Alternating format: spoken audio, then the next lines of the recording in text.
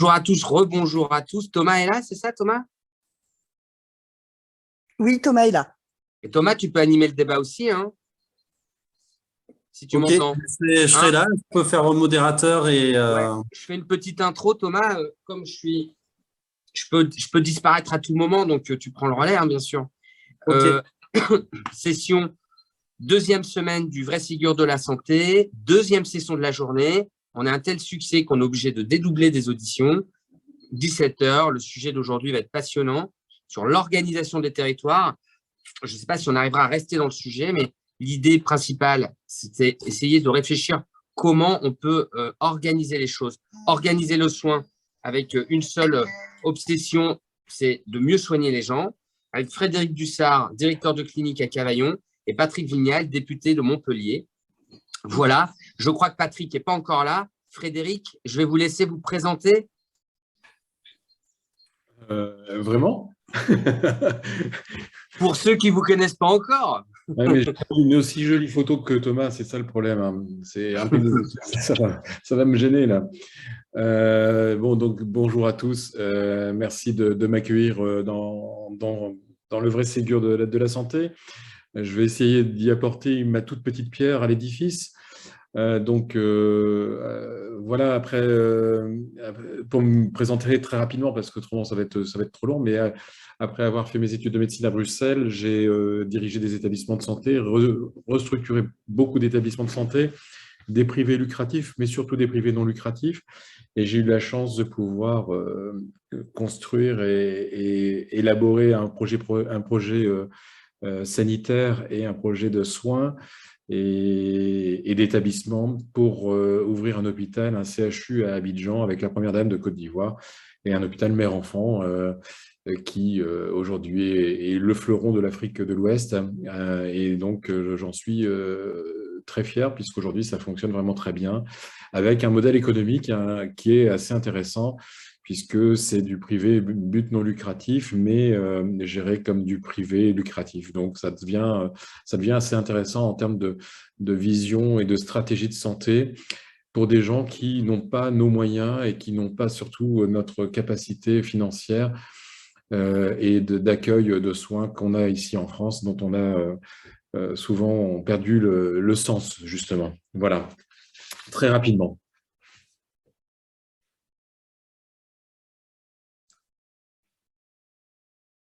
Allô, allô. On a perdu Thomas. Non, il est là. Il n'y a plus personne? Bon. Si, Bah, mais on est parti déjà. Je suis là. Excusez-moi.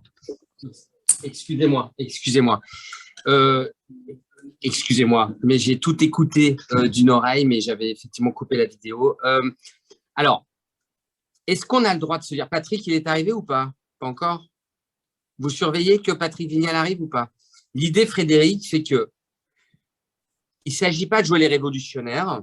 Moi, je suis un peu de votre avis. Je crois que les ESPIC, bon, j'ai la chance de bosser dans un ESPIC, mais bon, c'est pas pour ça que je pense que c'est le système idéal, mais probablement qu'on a le droit de réfléchir à un système idéal qui peut être une piste de réflexion, un système de santé idéal qui permet aux professionnels d'exercer dans de bonnes conditions, de s'affranchir des différences et des disparités du public et du privé.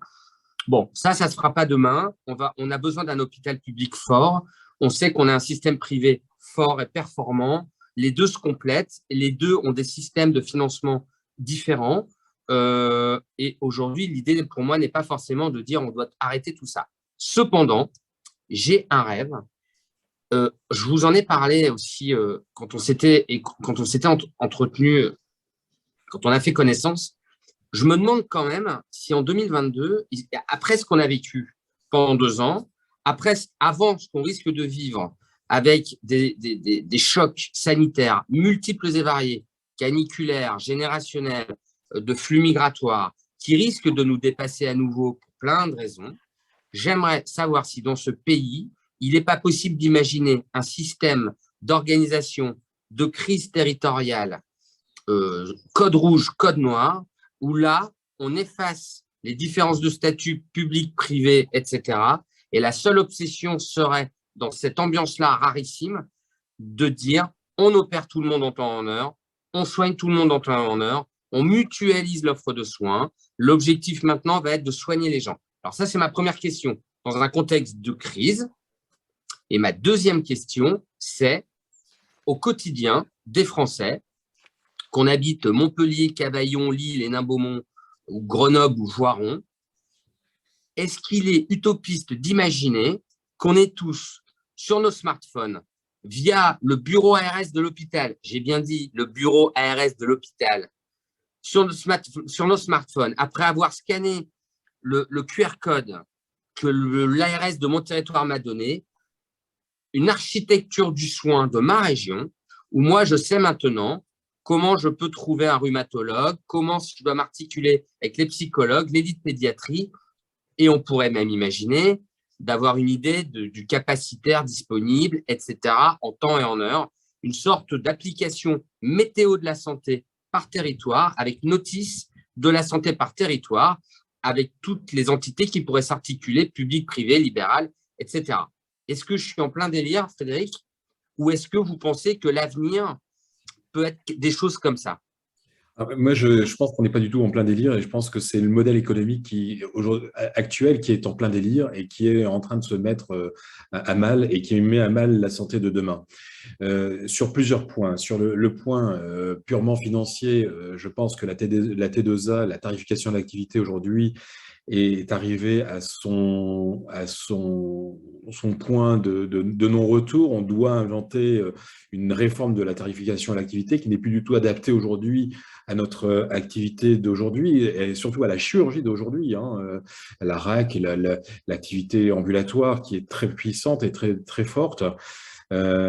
Et Arnaud, vous avez parlé de l'organisation des territoires. Je pense qu'il faut encore aujourd'hui différencier deux choses. Il faut différencier les territoires très, très forts, c'est-à-dire je pense à la région lilloise, par exemple. On va dire la région lilloise ne doit pas avoir la même vision, j'allais dire, stratégique de la GHT lilloise avec le privé que une région comme Cavaillon où on a une GHT, où on a un hôpital faible et une clinique qui est là aussi sur le territoire.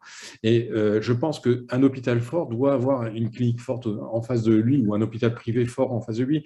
C'est comme dans la rue de Rennais à Paris, quoi. Il y a plusieurs magasins de chaussures et ils sont tous alignés les uns avec les autres. C'est pas pour ça qu'ils sont en concurrence, mais par contre, ils sont très forts et ils sont plus forts ensemble que tout seuls. Et je pense qu'il faut aujourd'hui un guichet unique où on devrait il faut retrouver le lien ville-hôpital avec les CPTS, avec l'ARS. Je pense que l'ARS aujourd'hui est complètement à l'ouest de notre réalité de terrain. Parce que c'est devenu des mastodontes qu'on avait avant les ARS. Je ne sais pas si vous vous souvenez, Arnaud, mais on avait quand même les ARH et les DAS, les DRAS. Et ça permettait d'avoir encore ce lien ville-hôpital avec les DAS, les DRAS, parce que derrière, il y avait aussi la personne âgée aussi. Il y a aussi, on a tout oublié là.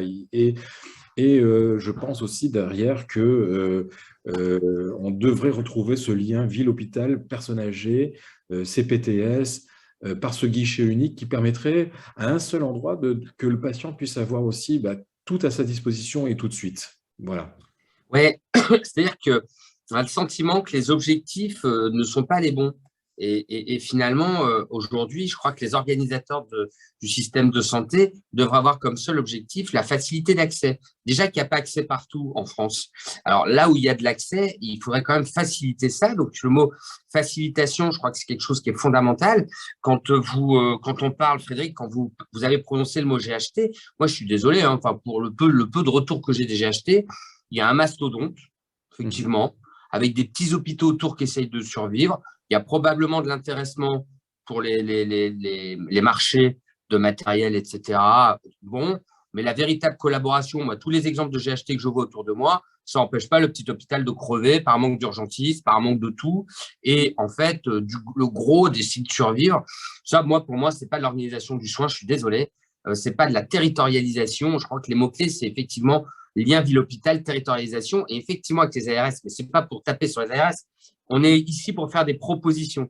Mais non, on a quand même le sentiment qu'il faudrait leur rajouter des options, les ARS, c'est-à-dire vraiment qu'elles soient capables de cartographier l'offre de soins par territoire. Et cette cartographie, il ne s'agit pas de la rentrer dans un tableau Excel comme on fait depuis des années et comme tous les chefs de service nous expliquent dans le vrai Ségur de la santé qu'ils rentrent des données comme ça pour les ARS et que ils se demandent où vont les tableaux Excel.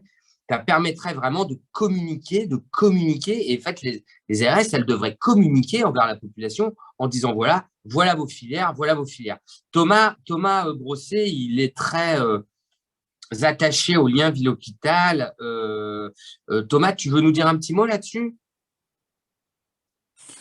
Alors, moi, la seule chose que je vois dans ce que vous venez de dire, tous les deux, c'est que on se rend compte que finalement, c'est au niveau, il faut bien définir le niveau territoire. Et le territoire, c'est pas une région. Et Non. ça a été dit dans de nombreuses études maintenant. Le territoire, c'est au minimum le département et peut-être encore plus petit. Et c'est au niveau local que tu arrives à construire quelque chose. Et chaque endroit en France est particulier. Et donc, c'est les acteurs au niveau local qui vont réussir à créer quelque chose et qui vont permettre d'être efficients. Thomas, c'est en plus un argument communiquer, organiser, sécuriser ces réseaux-là, c'est en plus un argument incroyable d'attractivité pour, par exemple, une commune qui sera en recherche d'un médecin généraliste, donc un endroit qu'on pourrait qualifier de désert médical. Ce serait quand même un argument d'attractivité énorme de dire à des jeunes médecins, jeunes formés, écoutez, voilà ici la cartographie de notre territoire, voilà comment on fait pour avoir tout, on n'a pas tout sur place, mais voilà comment on fait pour tout avoir, voilà la notice, voilà ce qu'ont les patients, voilà les... Voilà, effectivement, j'ai vu passer le mot communication, j'ai le sentiment quand même qu'il faut... il y a un énorme travail de communication sur l'offre de soins et d'homogénéisation pour simplifier. Parce qu'en fait, quand on interroge les gens, à la fois des professionnels de santé, à la fois des usagers, rappelez-vous l'audition qu'on avait fait la semaine dernière avec Monsieur Sub, tu te souviens, Thomas, il disait bien que c'était compliqué pour lui. C'était compliqué de contacter un spécialiste. C'était compliqué de comment savoir faire. Doctolib, ce n'est pas forcément accessible à tout le monde. Il faut, voilà, moi je pense qu'il manque un outil là, numérique, qui pourrait en plus être aujourd'hui en lien avec la réalité de personnel, etc., etc. Bon, voilà, enfin, c'était mon idée. Enfin, je sais pas. Alors après, je sais pas comment rendre ça possible, mais est-ce que demain, par exemple, Frédéric, demain, on s'adresse à vous, un émissaire de l'ARS s'adresse à vous et vous dit, bon, voilà, Frédéric, voilà votre champ de prérogative, voilà comment on imagine votre communication sur le territoire et votre périmètre d'action. On a besoin de vous de quelques infos pour pouvoir alimenter une banque de données numérique qui sera accessible. Ça, en tant que directeur, c'est quelque chose auquel vous seriez favorable. J'en suis d'autant plus favorable parce que d'abord, je suis directeur, et puis de deux, que je suis un soignant aussi, que je sais que derrière, on a besoin de ces données-là. Mais je vais rebondir aussi, je vais répondre à votre question, Arnaud, hein, pas de problème. Je reviens aussi sur le territoire qu'a dit Thomas, c'est plutôt le bassin de vie. Et je vais prendre un exemple, vous qui êtes dans le Nord, donc vous connaissez bien Arras et Sainte-Catherine derrière, il y a une ligne de fait. Et en fait, les patients n'allaient pas de l'autre côté de la route. Donc, il faut prendre aussi en compte la file active des patients et leur bassin de vie. Et je pense que ce n'est pas simplement qu'une histoire de territoire administratif qui permet de dire, bah, voilà, vous êtes là et vous ne pourrez pas aller de l'autre côté. Bon, ça, c'est une petite réflexion, mais pour moi qui est très importante. Dans les axes de réflexion aussi que j'ai, c'est la gouvernance de l'hôpital public avec l'hôpital privé.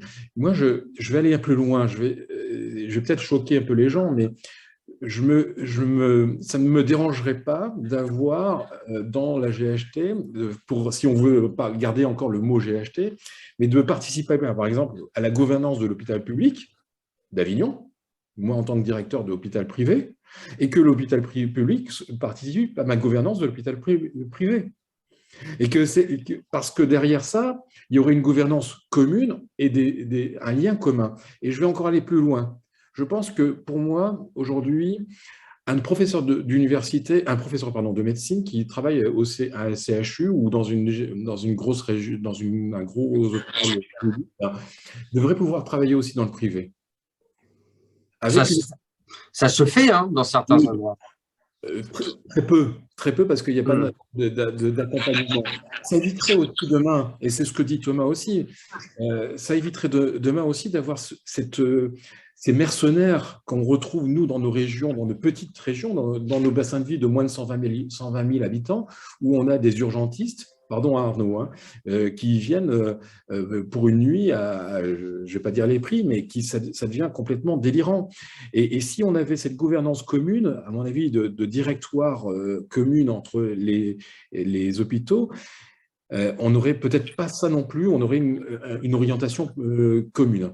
Et je vais encore, je pense, plus loin aussi, c'est que pour moi, CME séparé, directoire séparé, j'allais dire commission de soins séparée, tout ça, ça devrait s'organiser dans une seule entité où les médecins doivent, à mon avis, plus s'impliquer dans la gestion de l'établissement et les administratifs, entre guillemets, improductifs, et les soins aussi doivent s'impliquer un peu plus aussi dans les soins aussi des établissements. Moi, c'est pour moi un axe de travail très important parce que on ne peut pas travailler sans les médecins et les médecins ne peuvent pas travailler sans les administratifs et les financiers. Voilà. Mais Frédéric, je voudrais juste rebondir sur ce que vous dites. Tout à l'heure, on a eu une audition très intéressante ce midi. Il y avait un ancien directeur d'hôpital très investi dans la santé environnementale. Il mettait le doigt sur un problème, d'après lui, majeur. C'est qu'il disait que la formation des directeurs des hôpitaux publics et la formation des directeurs de cliniques étaient complètement différentes. On pouvait tout à fait être directeur de clinique sans avoir, j'imagine, suivi la formation un peu classique des directeurs. Et d'après lui, ça peut être quand même un problème dans peut-être la vision des choses et les ambitions des uns et des autres. Et moi, je ne comprends pas, au-delà, et vous avez vu, je ne parle jamais de la crise Covid, qui pour moi est un faux problème, oui. Puisque tous les gens qui ont essayé de mettre en évidence du privé qui n'aurait pas joué le jeu, bah, écoutez, moi, dans mon bassin de population, ça n'a pas été le cas. Toutes les grandes cliniques, excusez-moi, j'ai eu un appel, toutes les grandes cliniques du bassin lillois ont participé dans le bassin où je suis moi, dans le bassin minier, toutes les cliniques privées, ESPIC, cliniques privées ont participé. Pourquoi? Mais pour une raison bien précise, c'est qu'il y avait du personnel médical compétent. Vous voyez, la prise en charge du Covid grave, ce n'était pas n'importe qui pouvait faire ça.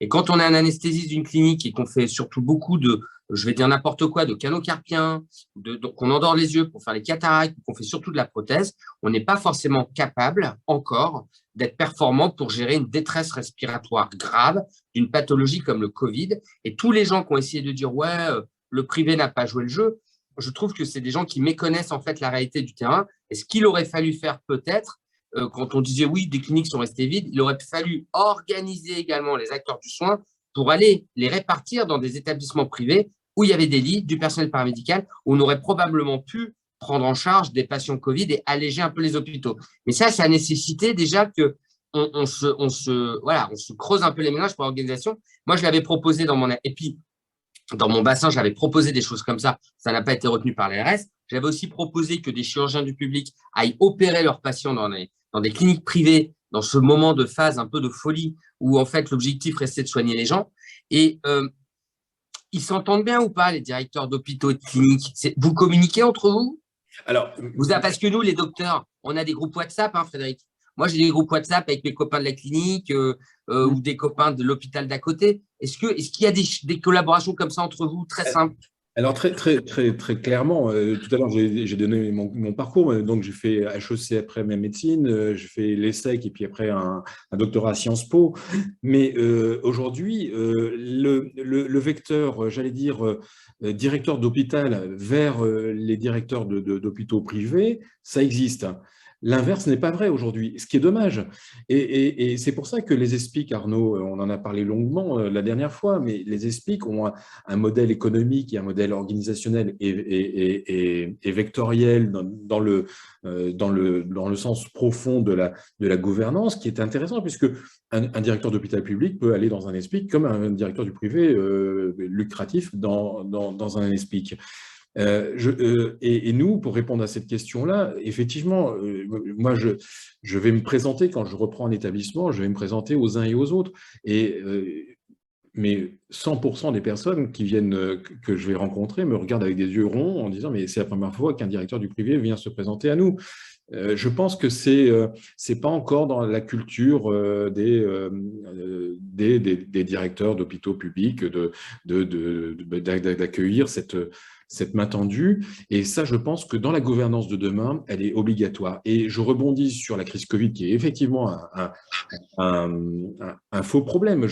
Moi, je suis atterré de voir, avant d'arriver ici, j'étais à Mulhouse, je suis atterré de voir qu'on réinvente l'eau chaude à chaque fois, à chaque crise.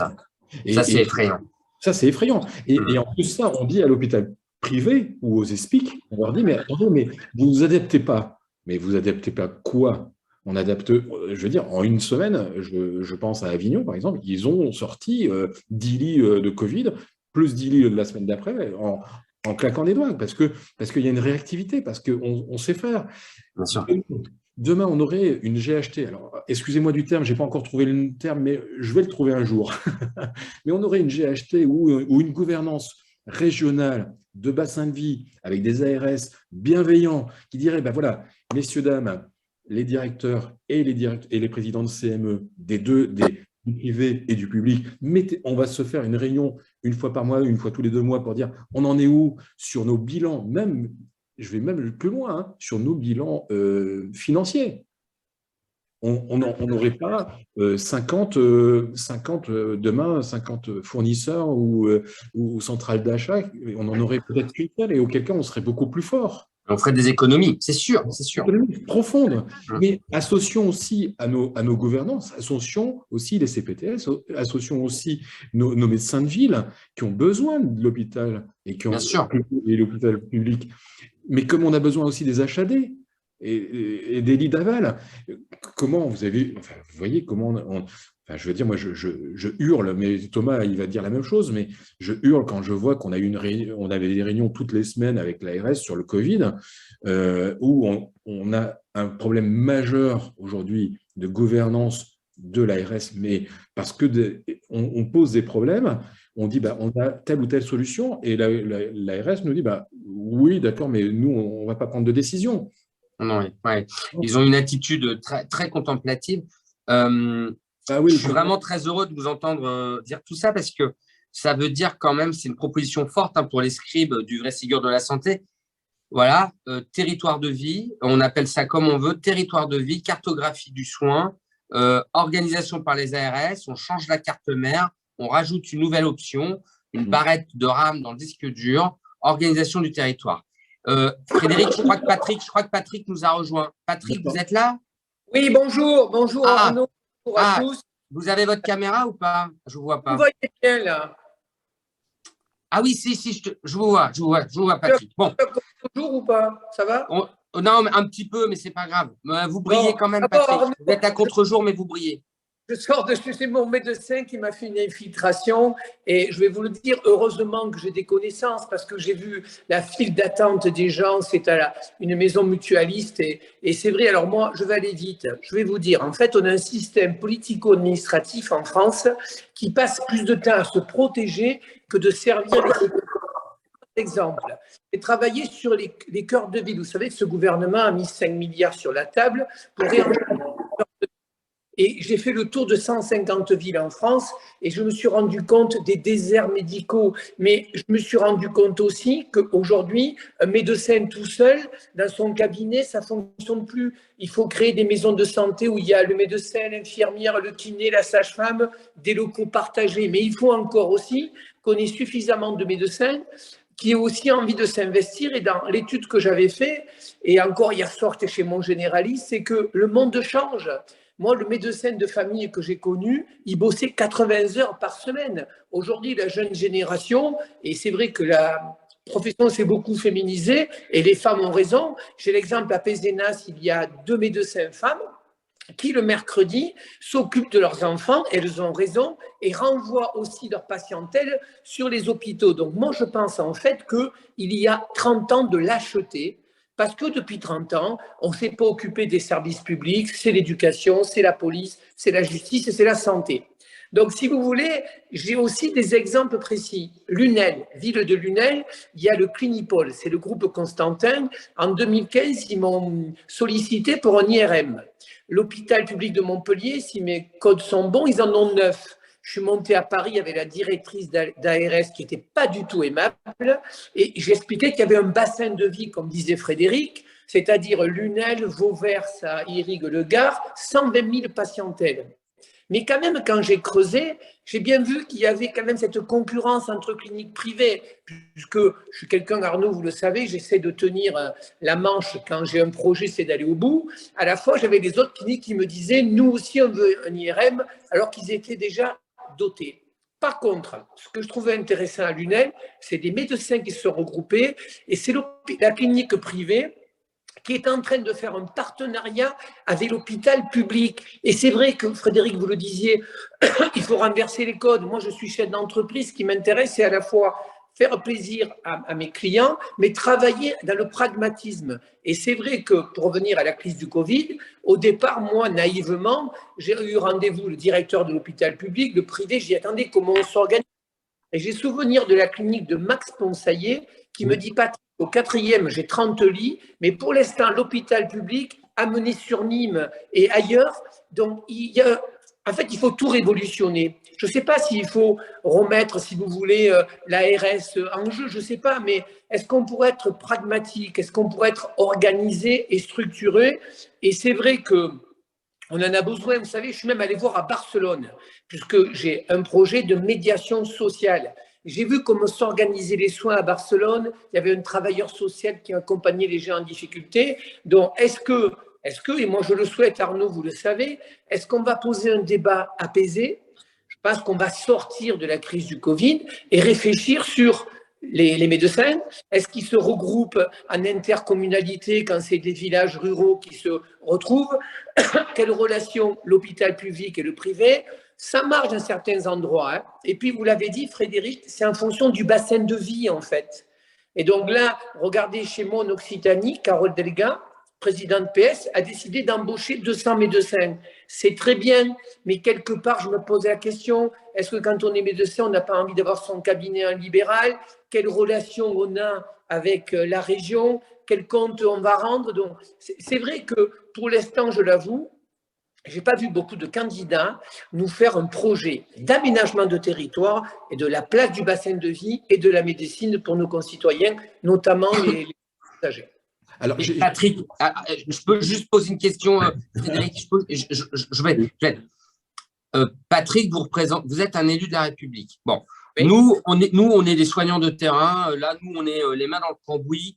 On phosphore avec des gens comme vous pour agiter nos idées et proposer, à l'issue de cette heure d'audition et des 40 jours du vrai Ségur, des propositions pour alimenter une banque de données, une banque d'idées. Bon, est-ce qu'on peut convenir quand même ce soir qu'il est quand même très raisonnable et sérieux de dire, mais enfin, arrêtons d'être contemplatifs sur les offres de soins publics, privés, etc., contemplatifs sur les problématiques, en fait, et nous, avec notre résilience problématique qu'on a complètement assimilée à notre paysage, engageons-nous. Il est quand même légitime de demander, alors aux ARS, parce que moi je ne suis pas un destructeur, il est légitime d'organiser une vraie organisation territoriale avec le respect des différentes entités qui peut disparaître, les entités pourraient disparaître en cas de crise sanitaire gravissime pour faciliter les choses, fluidifier, simplifier et au final rendre service aux concitoyens. Ça, c'est quand même un vrai projet, ça n'existe pas. Et Patrick, c'est simple quand même. Ce soir, on a Frédéric avec nous, mais enfin, on aurait le directeur du CHU Montpellier, le directeur d'Avignon. Je suis certain que ces gens-là, on peut les mettre d'accord, non? Enfin, Mais Arnaud, je vais vous dire, le problème de la France, malheureusement, c'est une France en silo. Regardez, moi, je me suis pris une mission sur la médiation sociale. Vous voyez bien que les gens ne se parlent plus. Eh bien, je fais le tour de France. Je dis maintenant, il y aura la médiation, ce n'est pas la ville, la métropole, c'est un établissement public concerté. Je sors du département, le problème, non, c'est mon argent, c'est moi, je finance. Le maire de Montpellier dit pareil. Ah non, c'est mon argent. Le vrai débat qu'on a en France, c'est que les gens, en fait, ne savent pas travailler ensemble. Par contre, là, je pense que j'ai un commentaire qui dit ils ne sont pas au niveau. Je ne sais pas la personne. Est-ce que c'est les candidats qui ne sont pas au niveau? Ça m'intéresse. Non, mais Patrick, Patrick, je ne sais pas, mais on va laisser la personne répondre, mais de toute façon, vous savez bien, on n'est pas du tout, nous, dans une démarche culpabilisante de personne.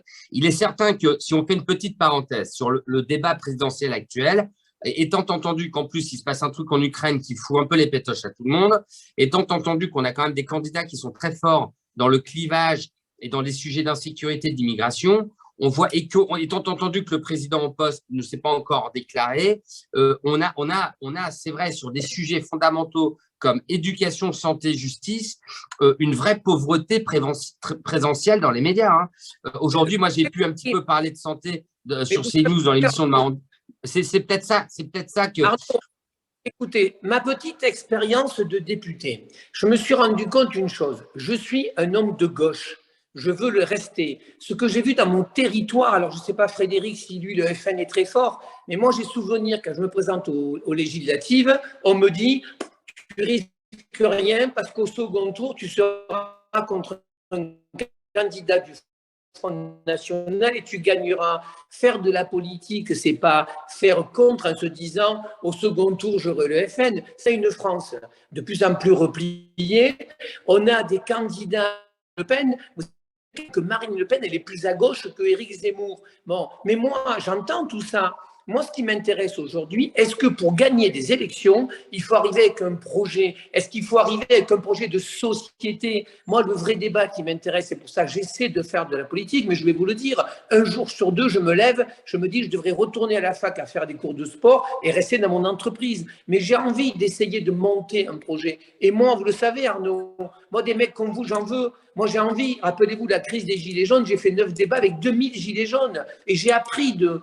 Hier soir, vous avez vu, on a voté une loi sur la double non-filiation. Eh bien, je suis désolé, il faut que les lois partent du terrain. Il faut que des gens comme vous, et vous avez raison de cogner, ça ne me dérange pas, dans la mesure où on est, si vous voulez, en dessus de la ceinture. Comme disait Frédéric, on a un vrai débat sur la place du public et du privé. Moi, je rêverais d'avoir des réunions entre la clinique privée et l'hôpital. Qu'est-ce qu'on partage, comment on vit? Alors que là, je l'ai vu pour mon IRM et je suis en train de défendre un IRM à 7. Ce n'est pas ma circo, Arnaud, mais le maire de 7 qui a une clinique, il veut son IRM et son scanner. Donc moi, je vais à l'ARS, je pose le débat, quel bassin de vie, quelles sont les contraintes. Et c'est vrai qu'on a du mal en France et on a une administration qui est vraiment…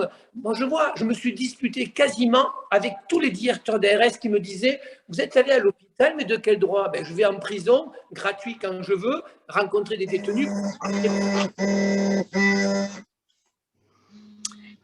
Frédéric, vous vouliez, excusez-moi, je vous ai interrompu, vous vouliez dire quelque chose. Non, mais je suis un passionné aussi, puisque Patrick l'a dit tout à l'heure, j'ai eu la chance d'être directeur général de la Mutualité française du territoire de Belfort.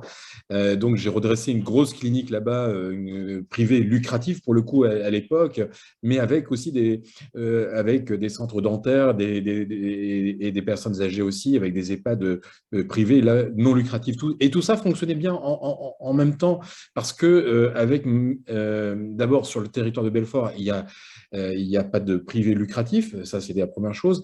Et deuxième chose, c'est que derrière, avec mes collègues du public, on arrivait à se parler ensemble et à partager nos éléments factuels de gestion. Tout simplement, on a même créé une pharmacie, une PU, une pharmacie à usage interne unique pour l'ensemble des établissements du territoire de Belfort. Donc, ça doit pouvoir se faire. Ça doit pouvoir se faire, ça doit pouvoir s'organiser. Et même si je suis un soignant au départ, je suis un chef d'entreprise aujourd'hui. Et peut-être la différence entre mes collègues du public et les collègues du privé, c'est que moi, je ne dépense pas un euro que je n'ai pas. voilà, je pense que c'est de l'argent public. Et cet argent public, qu'on le veuille ou non, il doit être géré de façon uniforme et pour le bien de tous et pour la santé de tous. Et moi, il me semble, en tout cas, j'ai 3 axes de politique de santé. Alors, vous allez me dire, c'est peut-être pas grand-chose, mais on en parlait tout à l'heure. J'aimerais bien fluidifier au maximum aujourd'hui les relations entre la ville et l'hôpital et que les médecins de famille se sentent encore médecins de famille. Et je ne sais plus qui l'a dit tout à l'heure, peut-être Patrick, mais aujourd'hui, plus aucun médecin de famille va faire un point de suture parce que de peur d'être en procès derrière. Donc, s'il y avait cette homogénéité, cette bienveillance qu'on doit avoir avec les uns et les autres, il n'y aurait peut-être plus ce problème-là non plus. Le deuxième point, ça serait inciter les prestations de soins et inciter les prestataires de soins à améliorer leurs résultats. C'est-à-dire qu'on devrait avoir aussi, je ne suis pas contre le privé à tout va, c'est-à-dire, comment dire, quand vous avez des fonds qataris qui achètent des établissements de santé via des groupes, ça ne me dérange pas plus que ça, mais il y a quand même 80%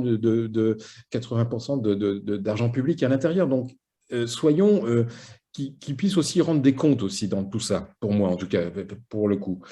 Et puis le troisième point, et ça rejoint aussi le bassin de vie et le bassin de population, je pense que les médecins de ville et les médecins de campagne devraient avoir une rémunération qui soit à la hauteur de leur implication. Et c'est vrai qu'aujourd'hui, enfin moi j'ai quitté la fac il y a 30 ans, mais on était d'abord mariés avec notre médecine avant d'être mariés avec nos épouses.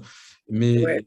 Et aujourd'hui, un jeune interne, il a déjà sa maison, il est déjà marié, il a 3 enfants. Et on devrait inciter aussi ces jeunes médecins à venir s'installer en campagne en payant peut-être différemment, par exemple, les pathologies chroniques, les maladies chroniques, peut-être elles devraient être payées différemment que les pathologies ponctuelles. Voilà, il y a, je pense, une réflexion profonde. C'est peut-être un peu un débat peut-être pas bien tourné pour moi, mais on devrait penser de façon profonde la gouvernance de santé. Et pour moi, le fil rouge, il est vraiment ville-hôpital, et hôpital public et privé devraient se parler pour que demain, cette santé-là, elle soit uniforme. Voilà. Non, mais merci de faire la synthèse. Patrick, je vous rends la parole tout de suite. Vous avez aussi parlé effectivement des déserts médicaux. Voilà, moi, par exemple, Patrick, je suis effrayé de voir que les seules propositions qui sont faites, c'est surtout des mesures coercitives. Ça n'a strictement aucun sens. On en a déjà parlé, hein, Patrick. Le jeune de 30 ans, Frédéric, dit la même chose, ou il le dit autrement. Aujourd'hui, à 30 ans, on veut s'occuper de ses enfants, bien gagner sa vie, faire le tour du monde et ne pas consacrer toute sa vie à son boulot. Et c'est probablement ces jeunes-là qui ont raison. Mais c'est plutôt à nous de nous adapter, effectivement, et de proposer des formules d'attractivité multiples et variées en lien avec tout ce que vous décrivez, le bassin de vie, être capable de présenter à ces gens-là des bassins de vie dans lesquels eux vont pouvoir s'épanouir.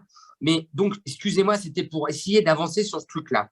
Est-ce que, Patrick et Frédéric, vous êtes donc d'accord sur l'idée que la seule chose qui manque, Patrick, c'est la volonté politique. Demain, on dit organisons tous les bassins de vie de France. De là-haut.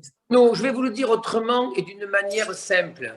Est-ce que c'est les élus qui ont le pouvoir ou est-ce que ce sont les administrations? Vous savez, un jour, je défends la course camarguaise au patrimoine de l'UNESCO et je me retrouve dans le cabinet de la ministre de la Culture de l'époque et le gars il me dit « De toute façon, vous ne serez pas réélu, moi je suis là pour 30 ans. » J'ai dit « Vous savez quoi? Tant que je serai là, je monterai des taureaux à Paris. Si vous voulez, dans votre jardin, il y aura un joli taureau de 500 kilos. » Donc ça veut dire, Arnaud, que malheureusement, souvent, le politique n'a pas assez la main. Je ne l'excuse pas, hein.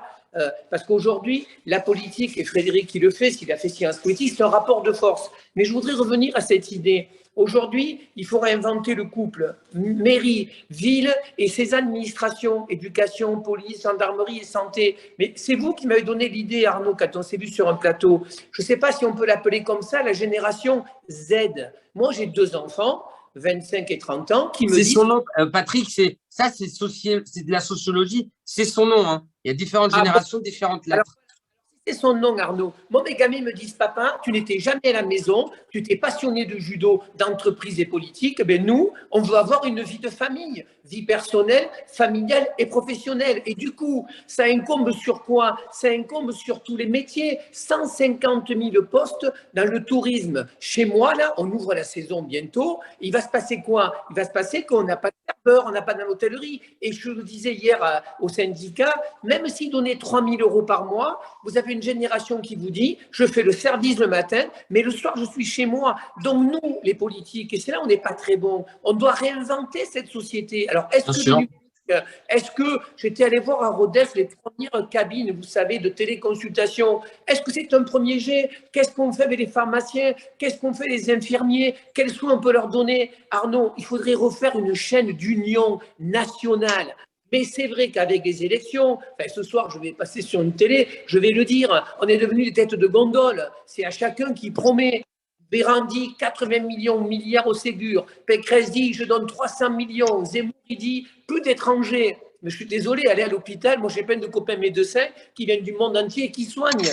Donc, moi, ce que je vous propose, c'est à la fois de faire un concentré de ce que vous voulez, et je m'engage, Arnaud, et vous le savez, je l'amènerai jusqu'à l'Élysée, votre projet. Voilà. Et je dirai au président de la République, quand il sera candidat, ça vous a pas échappé, il va être candidat, je dis voilà, tu as des femmes et des hommes de terrain. Pour connaître les questions, il faut vivre les réponses. Et il n'y a pas mieux que vous, dans les hôpitaux privés, les cliniques et sur le terrain, qui savent comment ça marche. Et je vois, voilà, il faut une organisation territoriale, je suis d'accord avec vous. Non, mais Patrick, non, mais surtout, si vous voulez, on parle, bon, on se tutoie d'habitude, mais là, je vous vois, hein, mais c'est pour faire sérieux. Hein, mais d'habitude, on se tutoie, c'est chiant que vous voyez quelqu'un qu'on tutoie. Mais Patrick. Quand je n'étais pas au truc de santé, ils m'ont dit oh, c'est Arnaud Chiche, embrassez-le pour moi. Donc j'étais gêné parce que. Quand vous allez leur dire que je me suis fait faire une infiltration dans le genou aussi, comme vous, il y a 48 heures, alors là. Problème. Patrick, ce qui est dingue, mais tant mieux, c'est une dinguerie heureuse, c'est qu'on a quand même le sentiment que le cercle vertueux, je suis peut-être un grand naïf, on est peut-être dans le coefficient en danger des grands naïfs, on a quand même le sentiment que c'est des choses faciles à décider, qui peuvent révolutionner le quotidien des Français du jour au lendemain. C'est un truc de malade, hein. C'est vertigineux comme c'est simple, hein. À tel point c'est simple, hein. Et puis surtout, Patrick et Frédéric aussi, j'aimerais bien vous interroger sur ce point-là. Surtout, Patrick, gardez un truc en tête, la charge administrative. La charge administrative vécue par les soignants libéraux et par les soignants de l'hôpital. On demande à ces gens-là aujourd'hui d'alimenter les ARS en tableau Excel. Tout le monde en a marre. On en avait parlé à la séance inaugurale, hein, Frédéric, vous vous souvenez. Tout le monde en a marre. Ça pourrit l'activité des soignants de terrain. Les médecins généralistes, je crois qu'ils ne veulent pas être plus payés. Ils veulent faire leur métier et ils en ont marre de remplir des tableaux. Et à l'hôpital, c'est pareil. Alors, s'il y a des tableaux à remplir, eh ben, on forme des gens, on diminue le chômage. Et c'est comme pour les infirmières en stage à l'hôpital, les élèves infirmières dont les responsables de formation nous disent arrêtez de demander aux infirmières déjà débordées de former les élèves. Évidemment qu'elles ne vont pas bien le faire et que les élèves, après, elles ne vont pas au bout de leurs études. Il faut des tuteurs. Donc, en fait, il y a plein. En fait, ce qui est dingue, Patrick, si vous voulez, c'est qu'il y a une multitude de métiers à créer. Éducation, prévention, santé environnementale. Le lien, il peut peut-être être physique, hein, le lien du bassin de vie. Et je crois quand même que pour un politique, améliorer le quotidien des Français, il n'y a rien de plus important. Enfin, voilà, Mais Arnaud, mon généraliste, hier soir, il fait 2 heures par jour de paperasse. Mais moi, je ne veux pas qu'il fasse des paperasses. Je veux qu'il rencontre les gens, qu'il soigne les gens, qu'il les aime. Moi, je suis arrivé bien sûr à 20 h. Il m'a dit, je te prends. Il m'a regardé. Il m'a dit, tu vois, 2 heures. Il est rentré chez lui à 21h30 parce que l'ARS, tu remplis le formule 1, le formule 2, tu t'es trompé. Vous savez ce qu'on a? On ne fait pas confiance aux gens dans ce putain de pays. Excusez-moi de le dire, mais faisons confiance. Et c'est ça qu'on a, parce qu'on a une administration qui est engluée, on a des strates, je peux vous parler des délégués interministériels, ma mission de médiation, je veux mettre des négociateurs pour rencontrer les jeunes au bas d'immeuble. J'ai reçu l'organisation, on me dit, on va vous créer une délégation interministérielle. On en a marre des délégations. La meilleure délégation, c'est quoi? C'est ce qui se passe sur le terrain, c'est le couple préfet-maire. Et là, on peut dire à des médecins, écoute, viens t'installer en Lozère et on va te donner des locaux, de la possibilité. Sauf qu'aujourd'hui, quand même, moi je vois bien, à Lunel, il y a 3 médecins qui partent à la retraite. Arnaud, faites une fiche, demandez à vos collègues qui sortent du diplôme, venez vous installer à Lunel. Ah, ils vont vous dire, est-ce qu'il y a de l'économie, est-ce qu'il y a du théâtre, est-ce que mes gamins ont des écoles? Donc ça aussi, il faut qu'on le revoie. Peut-être que c'est un temps voulu.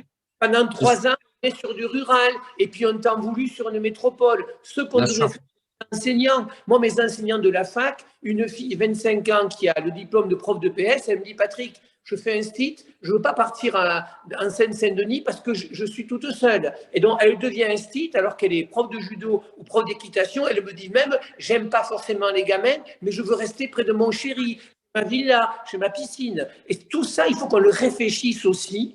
Comment on peut ne pas obliger, mais comme a dit Frédéric, mettre non pas des contraintes, mais des facilités. Le politique devait être un facilitateur. Aujourd'hui, on a l'impression qu'en fait, on vous bloque. On fait des lois parce que chaque ministre veut sa loi. Et en fait, on se rend compte que sur le terrain, la loi ne fonctionne pas. Souplesse, agilité et confiance. Alors, moi, allez-y, Frédéric. Je vais répondre là-dessus aussi parce que Patrick a tellement raison. La charge administrative, elle est énorme pour nos médecins. Elle est énorme pour le personnel soignant qui, je suis désolé, mais leur cœur de métier, c'est de soigner, c'est d'être auprès des patients. Imaginez presque aujourd'hui que le patient voit plus la SH, la femme de chambre, que l'infirmière, parce que l'infirmière, elle est dans le remplissage des documents qui sont indispensables aujourd'hui et qui sont en plus de ça médico-légales, parce que si demain on a un souci, on va aller chercher le dossier qui va bien, et si on n'a pas bien rempli correctement le dossier qui va bien, eh ben on est tapé sur les doigts, et là on rentre dans autre chose.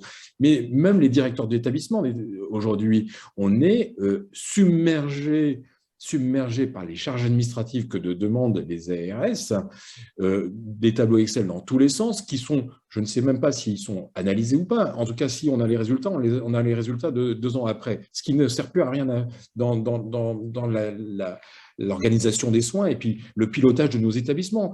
Le pilotage, il est quoi? Il est à la base.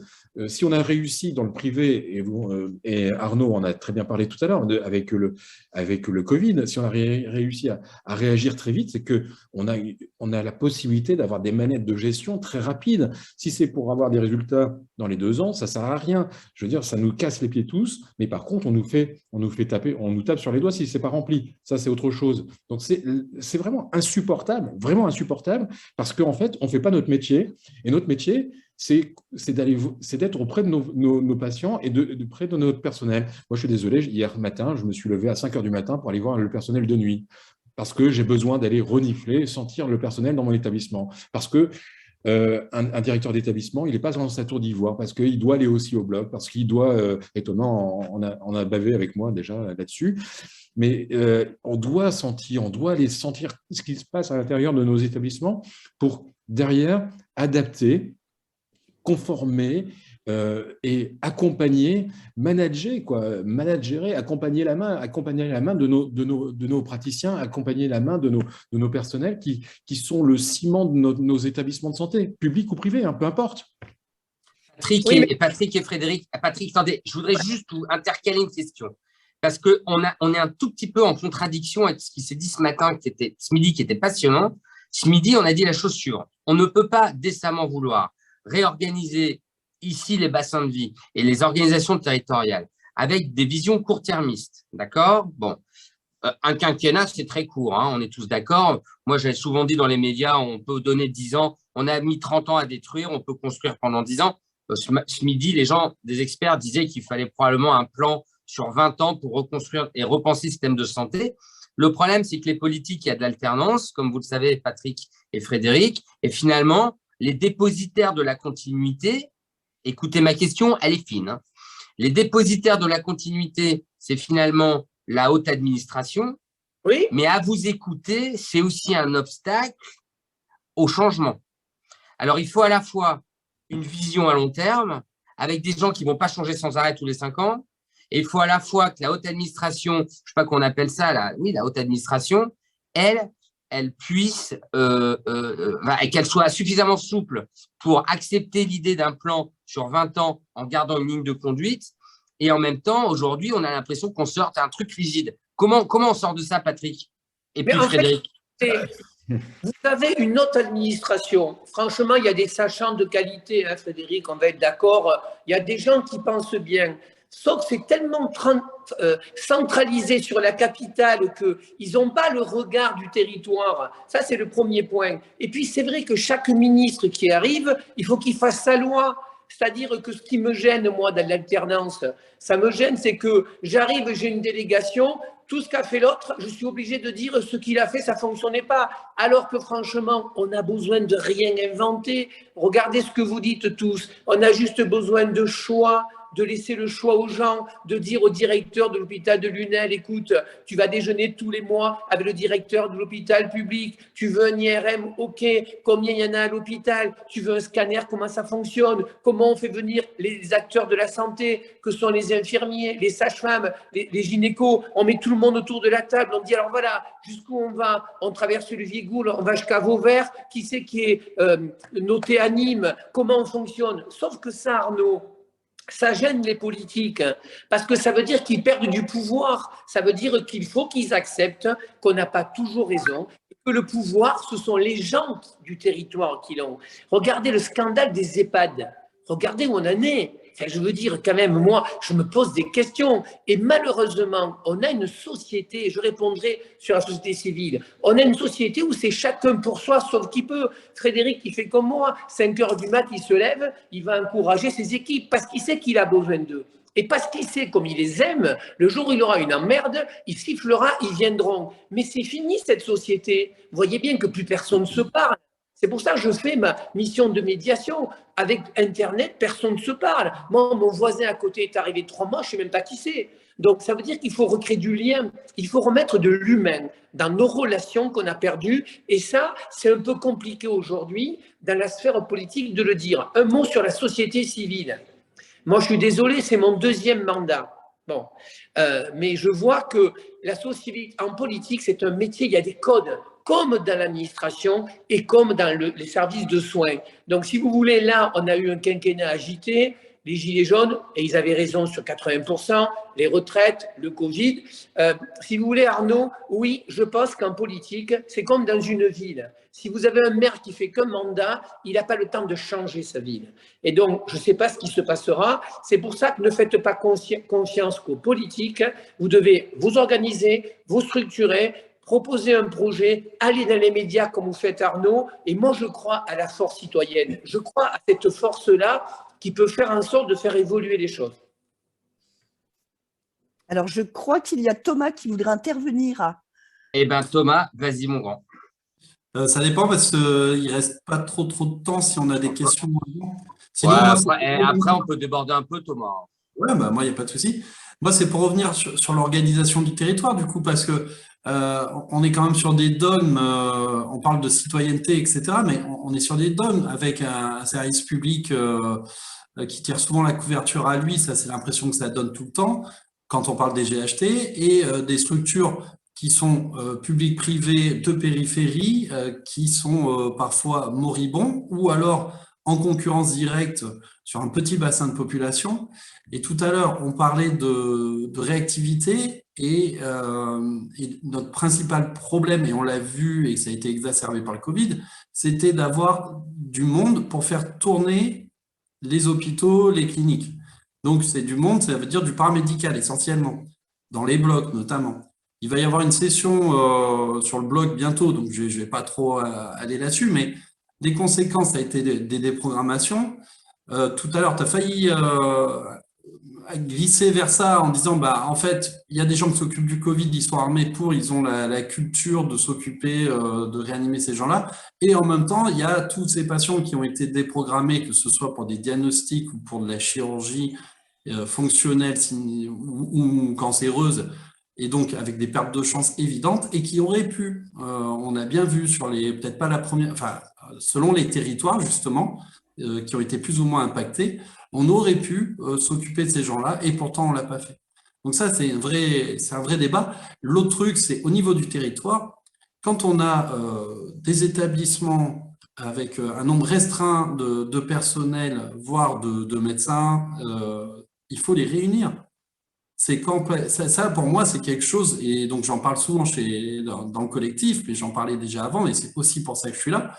Ça me fait réagir, et vraiment, pour moi, c'est quelque chose d'hyper important. On a l'impression qu'on est capable, en France, de perdre de l'argent parce qu'on veut qu'un hôpital fonctionne, parce que la clinique doit fonctionner, et ainsi de suite. Sauf que on pourrait prendre les 3 infirmières qui restent à l'hôpital, les 3 infirmières qui restent à la clinique, vous les mettez ensemble et vous faites tourner un service. Sur un petit territoire, ça marcherait, il n'y a aucune raison. Bah, tu sais, Thomas, c'était, tu vois, l'idée de… Alors, en temps normal, je ne sais pas, mais en tout cas, en temps de crise, Thomas, tu vois, ce que tu racontes là, moi, je crois que… Tu sais, on parle des plans blancs pour les hôpitaux. Moi, je crois qu'il devrait y avoir des plans blancs bassin de vie.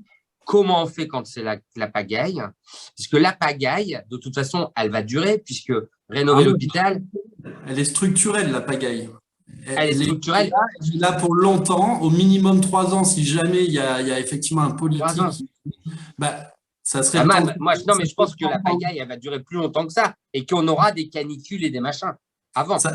Oui, mais si par exemple, on va dire en mai, il y a un président qui dit maintenant, je fais de l'attractivité et je valide les ratios et du coup, je recrute à mort du personnel paramédical et médical.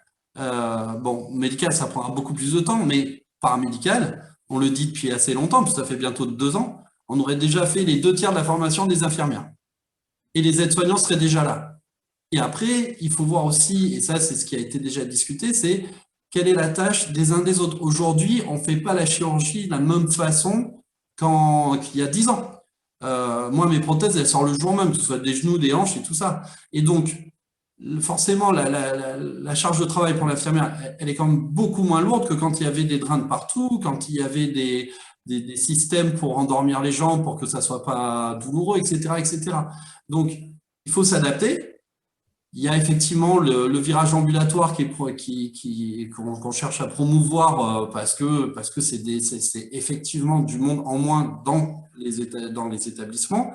Mais ça veut dire aussi que derrière, il faut du monde pour s'en occuper. C'est pas juste je les ai pas à la clinique ou à l'hôpital. Derrière, il faut du monde pour s'occuper des personnes qui rentrent à domicile. Voilà. Enfin, tout ça, c'est très complexe, mais comme on dit toujours, c'est de la réactivité, c'est de l'organisation et c'est sur le territoire que ça doit se passer. Est-ce qu'il y a des questions? Et Frédéric, je vous rends la parole tout de suite. Les filles, vous nous direz s'il y a des questions dans la salle. En attendant, Frédéric, allez-y.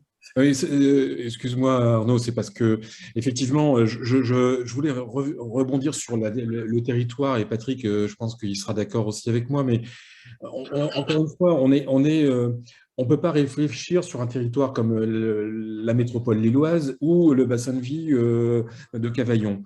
Et je pense vraiment que quand on parle de mission, on n'a pas parlé depuis le début de mission régalienne, mais la mission régalienne n'est pas forcément que dans l'État, à l'hôpital public. On fait aussi dans les établissements privés des missions régaliennes. Et dans nos petits territoires, dans nos bassins de vie, aujourd'hui, on devrait pouvoir aussi faire ces missions régaliennes de façon cohérente et coordonnée entre le privé et le public.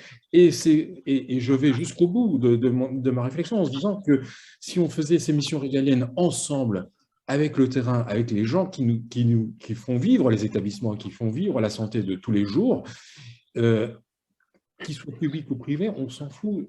Là, derrière, c'est quoi? Qu'est-ce qu'on recherche tous ensemble? C'est le bien-être de nos patients et la santé de nos patients. Et c'est vraiment pour moi extrêmement important d'avoir cet accompagnement humaniste, psychologique aussi. Rappelez-vous, au tout début de la crise sanitaire, les ARS nous avaient balancé un numéro de téléphone pour des psychiatres ou des psychologues. Depuis 1 an et demi, là maintenant, on n'en entend plus du tout parler. Quoi. Je veux dire, et la crise des vocations, elle est là aussi. C'est qu'aujourd'hui, on a dit aussi dans les IFSI, ben voilà, soyez infirmiers, soyez infirmières, vous n'aurez pas de chômage.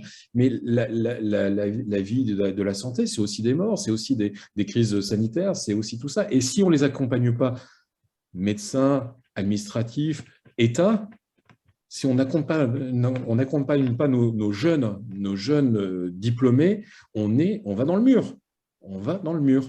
Et je vous salue juste, je laisse Thomas conclure, le devoir m'appelle. Merci à tous les deux, c'était super. Patrick, merci. Frédéric, merci. Je vous laisse conclure tranquillement avec Thomas et l'analyse des questions dans la salle. Salut à tous. Salut. Alors, Christelle, arrête de bailler. Est-ce qu'il y a des questions dans la salle ou parce que je crois qu'il y en a qui sont passées, non? Alors, oui, il y a 2-3 questions. C'est qui fait le... C'est Stéphanie. Salut Thomas. Bonsoir, Stéphanie. Alors, notamment, comment modifier la morale politique actuelle et ne devrait-on pas créer en fait une obligation de résultat de nos administrations pour l'intérêt général? Ça, c'était une première question. Et que peut-on faire que peut-on proposer pour amplifier les échanges publics-privés? À savoir que actuellement, l'offre de soins est surtout additionnelle et trop peu souvent complémentaire. Ouais. Alors, on va commencer. J'imagine que la première question s'adresse, on va dire, je pense que Frédéric sera d'accord avec ça, à Monsieur Vignal. Tout à fait, oui. Excusez-moi, Thomas, j'ai piscine. Vous pouvez le répéter, Christelle? Non, c'est Stéphanie qui parlait là, du coup. Stéphanie, l'évaluation de Alors, l'hôpital. c'est ça. La première question, c'était comment modifier la morale politique actuelle et ne devrait-on pas mettre en place une obligation de résultat de nos administrations pour l'intérêt général? Alors, vous savez, c'est moi qui l'ai posé, Christelle. bon, alors, c'est le même débat. Moi, je suis assez atypique en politique. Je vous parle du PS de 2001. Je suis chef d'entreprise, enseignant à la fac. J'ai décidé d'être adjoint au sport à la cohésion de la ville de Montpellier et je m'assois sur les bancs de l'Assemblée. Je dis à Georges Frêche, qui était le maire, on ne parle pas de communication, de management, c'est obligatoire. À l'époque, mes collègues PS m'ont dit « Oh, Vignal, il n'est pas de gauche, il parle de management et de communication ». Et je me suis rendu compte avec les projets que j'ai faits, avec l'administration, qui étaient des gens coincés dans leur bureau et on ne leur demandait pas plus. Vous savez, ils étaient dans le bureau à faire des notes et le politique essayait de les vendre. Donc, je me suis rendu compte en fait quand même qu'on va de plus en plus surcharger. On a tous dit qu'on en avait marre de ce système politico-administratif qui passait plus de temps à se protéger que de servir les citoyens, les Françaises et les Français. Donc, plutôt que d'évaluer l'administration hospitalière, je pense que c'est un changement de paradigme. C'est-à-dire que moi, je suis quelqu'un de libéral, mais je ne veux pas opposer le fonctionnaire et le libéral. Et ce que disait Frédéric, en fait, il faut repenser cette société où le côté management doit être fait. Écoutez, à la mairie, moi, quand j'étais adjoint, j'avais des fonctionnaires qui me disaient, écoutez, monsieur Vignal, pour 1 200 € par mois, que je fasse ou pas, je n'aurai pas de grade. J'attendrai 15 ans de plus pour être catégorie B et à la retraite A pour gagner 50 € de retraite. Donc, si vous ne leur donnez pas une envie, si vous ne voulez pas quelque chose de nouveau, ben, ils sont dans leur couloir et ils attendent. Et c'est peut-être ce qui se passe dans l'administration française. Alors, moi, je ne dis pas qu'il faut donner des primes constamment, mais je dis qu'il faut revaloriser les métiers. Et puis, un point sur le public-privé. Quand il y a eu le Covid, moi, j'ai 3 EHPAD chez moi, le Covid est arrivé, on a livré des fleurs, des chocolats, et le SDIS, les pompiers, voulaient faire un centre de vaccination. On se battait entre les pompiers, le conseil général, la ville de Montpellier qui dit non, c'est moi qui ai le centre, la clinique privée qui voulait ouvrir ses lits, mais l'hôpital me disait, ah mais non, pas chez les privés. En fait, on est chez les fous en France. Et je n'ai pas la réponse aujourd'hui. Je ne sais pas si nous, les politiques, on peut être capable de taper sur la table en disant maintenant, ça suffit la gabégie, parce que je pense que l'argent, il y est en plus. Dorénavant, il y a une organisation, il y a le client, le soignant au centre, et je veux organiser un petit point. J'ai un vieux rêve, moi. Je crois qu'il faut inventer la ville du quart d'heure. En un quart d'heure, vous avez une école, un collège, un lycée, des commerces de proximité, un médecin. À 30 minutes, vous avez un hôpital, une maternité et l'offre de soins. C'est peut-être ça. Et si on repartait des territoires, on aura peut-être cette volonté politique qui permettra à nos grands sachants de les bousculer. Voilà ce que je peux dire. Je ne sais pas si j'ai été précis. Si, plutôt pas mal. Mais du coup, pour préciser la question, c'était, ça allait jusqu'à l'intérêt général. Et c'est vraiment, nous, la population, je parle en tant que citoyen, on a l'impression que ça, c'est toujours un petit peu mis de côté ou du moins que c'est perdu de vue, alors qu'on est persuadé qu'à la base, vous êtes engagé là-dedans. C'est quoi l'intérêt général?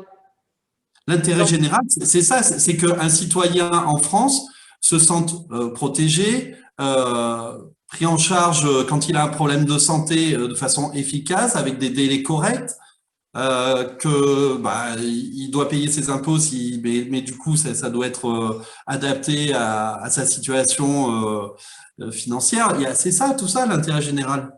Vous savez, moi j'ai un autre mot qu'intérêt général, c'est comment on donne du sens à nos vies, comment on donne du sens à la société, comment on fait pour faire commun. Sauf que avec ces sociétés qui sont de plus en plus repliées sur elles, je vous parlais de mon voisin qui vient d'arriver, je crois d'ailleurs qu'il est infirmier. Ça fait 3 mois qu'il est là, je suis malheureux. J'aimerais prendre une bouteille de champagne et dire tiens, salut, tu viens d'arriver, tu as tes gamins, tu as besoin de quelque chose, tu viens d'aménager. Même moi, je ne le fais plus. C'est-à-dire, en fait, on a de plus en plus de gens qui sont dos à dos et non pas face à face. Et on a une classe politique, en fait, qui réussit avec de la rupture. Frédéric, qui a fait Sciences Po, il va le confirmer. Regardez les montées des extrêmes. Aujourd'hui, il faut promettre, il faut dire ce qu'a fait l'ordre, c'est de la merde, moi je ferai mieux. On est devenus, les politiques, des têtes de gondole. Vous savez, c'est monsieur Balzem. Vous arrivez au supermarché, vous avez oublié quelque chose et on vous dit tiens, Pécresse vous dit moins de fonctionnaires, mais plus de soins. Zemmour, il y a le mec qui n'a pas la même couleur que Thomas, il ne peut pas rester en France. Nous, on a aussi promis, on n'a pas tout fait. Et moi, je vais vous dire mon sentiment. Et je ne suis pas forcément copain avec Véran, que ce soit clair. Mais il serait temps qu'on ait des ministres qui aient la vision, qu'on les aide à avoir cette vision et qui n'aient pas la grosse tête et qui restent sur 10 ans. Parce que je ne sais pas qui va gagner, et ce n'est pas mon problème, hein, mais celui qui va gagner, le prochain ministre Thomas, qu'est-ce qu'il va dire pour exister? Ben, ce qu'a fait Véran, ça ne va pas. Il va venir vous voir, Thomas, il va vous promettre la robe de mariée, la calèche et tout avec. C'est cela qu'il faut qu'on change. Et comme j'ai honte de le dire, c'est compliqué. Le politique ne peut pas tout faire, malheureusement.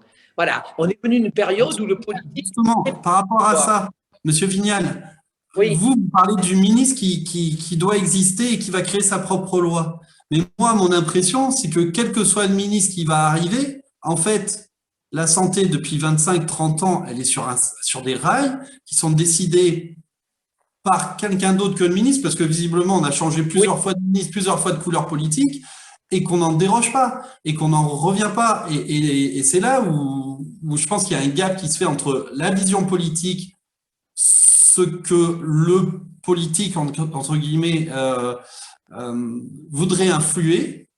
Et je pense que vous retrouvez, enfin, moi, c'est l'impression que ça me donne, mais je me trompe sûrement, c'est est-ce que, en fait, il y a un blocage structurel, administratif, qui fait que finalement, on a peu de marge de manœuvre quand on est un homme politique et même aux plus hautes fonctions de l'État. Oui, vous savez, regardez le débat des parlementaires. Il y a 577 parlementaires. Il y en a 30% qui ne se représentent pas. Et il y en a, majorité de la reine, qui disent « pendant 5 ans, on a été des godillots ». Moi, pendant 5 ans, j'ai essayé. J'ai quasiment pas siégé. J'ai fait le tour de France. Je vous disais, je suis allé en Espagne. Je suis allé à Rodez voir ce que c'était les cabines de télémédecine, puisque je m'intéresse à réenchanter la ville. J'ai une loi, vous avez dû le voir, sur la filiation. Les femmes sont séparées, c'est souvent avec l'homme, 80% n'ont pas le nom, et la maman doit prouver quand elle va à l'hôpital chez vous ou quand elle part en voyage, quelle est la maman. Article 2, quand quelqu'un a été violé par un des deux parents, à 20 ans, il veut changer de nom, ou il s'appelle Abdelsam, Fourniré ou Cocu. Mais vous savez comment j'ai dû me battre, y compris le garde des Sceaux qui m'a dit au début « tu m'emmerdes avec ta loi ». Et je ne l'ai pas lâché. Je ne l'ai pas lâché, ma loi sera votée demain, ma médiation aussi. Et ça veut dire qu'il faut pousser des portes qui se ferment. Parce que moi, la chancellerie, au début, ils m'ont dit, écoutez, monsieur Vignal, c'est que 4000 noms qui changent par an. On a autre chose à faire. Et bien moi, si c'est 4000 personnes qui, quand elles sont adultes, veulent enlever le bourreau, le nom du bourreau qui les a violés, rien que pour ça, ça vaut le coup. C'est pour ça, Thomas, que si vous voulez, il y a des élections. Plus que promettre, il faut aller pousser les ports de ces candidats et derrière, il faut les convaincre, l'administration centrale, mais il faut qu'elle se délocalise. C'est pour ça que le préfet Je trouve que le préfet est intéressant parce que pendant le Covid, Macron, il a lâché quoi qu'il en coûte. Et moi, je peux vous dire, mon préfet, j'ai échangé. Là, je suis en train de faire une mission sur les EHPAD. Je ne vais pas les lâcher. Mais le préfet, c'est l'État, ce que disait Frédéric. Et si vous mettez les élus de territoire, la région m'embauche 200 médecins. À midi, je savais le prendre du département, il est prêt à aller à la caisse. Donc, du jeu, il faut qu'on passe au nous. Donc, l'État est présent. Et qu'est-ce que c'est de régalien? La justice, l'armée, la sécurité. Je vais vous dire, même l'éducation, je réfléchis à la décentraliser parce qu'on a le même débat entre l'école publique et l'école privée. Vous venez chez moi à la Mosson, les petits jeunes, ils vont dans le public et les autres bourgeois, ils vont dans le privé. Mais moi, j'aimerais prendre des bus et qu'une partie de ces gamins de territoire se mélange. Il faut que nos gamins, ils vivent ensemble pour que plus tard, un jour, ils fassent ensemble. Et vous voyez, c'est un vrai débat politique, mais il faut avoir du courage. Ça veut dire, quand vous dites ça, vous risquez de heurter les mecs du village qui vous disent « Monsieur Vignal, je ne voterai pas pour vous si vous faites des logements sociaux dans mon village. » Et c'est ça. Et du coup, c'est quoi? On paupérise, on a moins de médecins, moins de pharmacies, moins d'infirmiers, on fait des ghettos. Et après, Thomas et vos impôts, on balance 100 milliards pour refaire l'ANRU, c'est-à-dire refaire des bâtiments. Voilà où on en est en France. Je n'ai pas la baguette magique, mais je pense qu'à un moment donné, si vous ne poussez pas les portes, le prochain ministre, il essaiera, il a une vie comme vous, au bout d'un an, il dira « bon, mais voilà, je ne suis pas arrivé », il s'installera confortablement, il fera des plateaux TV, il aurait été ministre. Donc, Monsieur Vignal, je vous remercie parce que vous nous avez parlé de courage politique, vous le démontrez aussi, et puis surtout, vous nous amenez sur ce qu'on essaye de faire avec ces auditions. Et au bout des 40 auditions, on est quand même censé avoir un colloque le 27-28 mars, où on espère bien justement amener toutes ces propositions de toutes ces auditions à tous nos candidats présidentiels et leur équipe santé. Et donc, j'espère que ça permettra aussi à amener de l'eau au moulin et du débat là-dedans. Vous savez, surtout, Thomas, ouais. écrire par votre collectif aux parlementaires.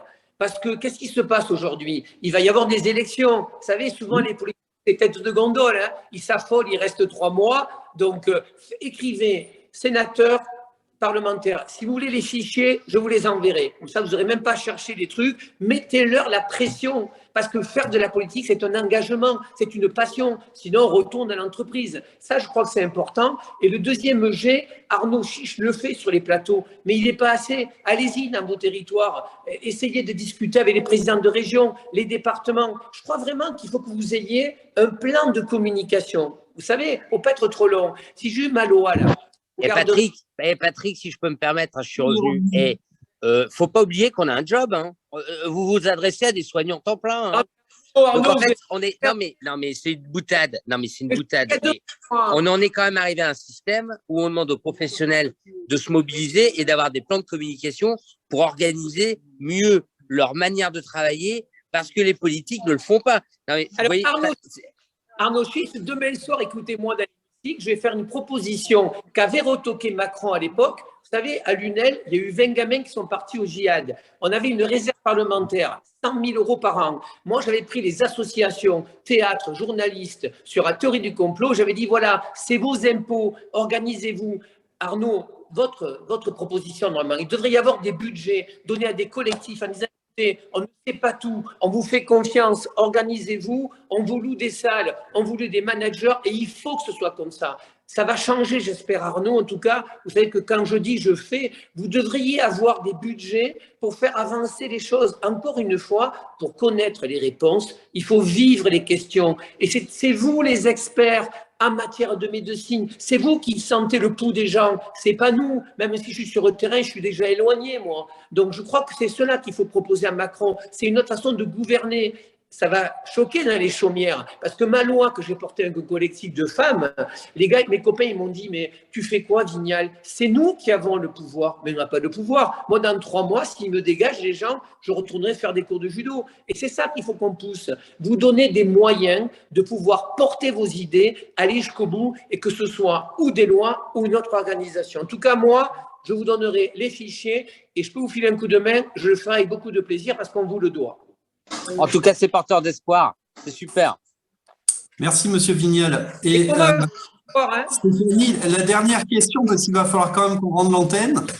Moi, je suis là jusqu'à demain matin, si vous voulez. Hein. Alors, la dernière question, c'était que peut-on proposer pour amplifier les échanges publics-privés? Ça, c'est Frédéric, hein? Oui, Oui, on va faire parler Frédéric Dussart, tout à fait. une question chacun. Ah, ça, c'est moche hein, de balancer la balle comme ça. Non, je pense que le dialogue est indispensable. On a parlé de communication. La communication, elle doit être bienveillante et elle doit être intéressante. Patrick en a parlé largement tout à l'heure. Je pense que un directeur d'hôpital public, quand il a fait le HESP à Rennes, il est là et puis il sera là toujours. Nous, effectivement, on peut être luxé du jour au lendemain. Et je pense que le dialogue qu'on doit avoir, c'est pas cette sécurité d'emploi, c'est la sécurité de se dire, bah, ce que je vais te dire moi aujourd'hui, il va pas me revenir dans la figure demain. Et l'engagement, c'est l'engagement pour le bien commun, encore une fois, c'est l'engagement qu'on doit avoir pour les uns et les autres, parce que derrière, encore une fois, on a des patients qui sont derrière et on a du personnel qui attendent de nous des résultats, et pas forcément des résultats financiers, des résultats aussi de bienveillance. Et pour moi, on a l'obligation dans nos établissements de faire des projets sociaux d'établissement, projets sociaux, mais là aussi, l'ARS, nos tutelles devraient avoir aussi un projet social pour eux aussi, et pour que derrière, ils engagent justement ce management de bienveillance et qu'ils obligent aussi, nous, directeurs d'établissements de santé, publics, privés, privés non lucratifs, à se parler et à dire, ben voilà, et avec aussi le lien, encore une fois, ville-hôpital, comment fait-on tous ensemble pour qu'on puisse partager notre savoir et que nos missions régaliennes soient aussi portées par nous tous et non pas par simplement que des têtes, et que ça ne soit pas dirigé non plus aussi que par des administratifs ou des administratifs ou des administrations plutôt qui, eux, ne bougeront pas parce que ils ne sont pas impactés par les élections.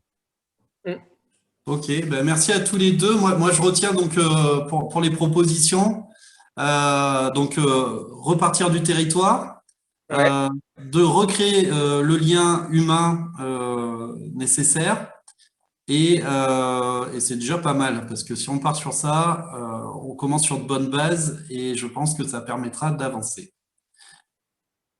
Donc, je ne sais pas si c'est moi qui dois couper. En tout cas, je remercie Frédéric Dussart et M. Vignal d'avoir participé. J'espère qu'on gardera des contacts et qu'on pourra voir nos évolutions réciproques.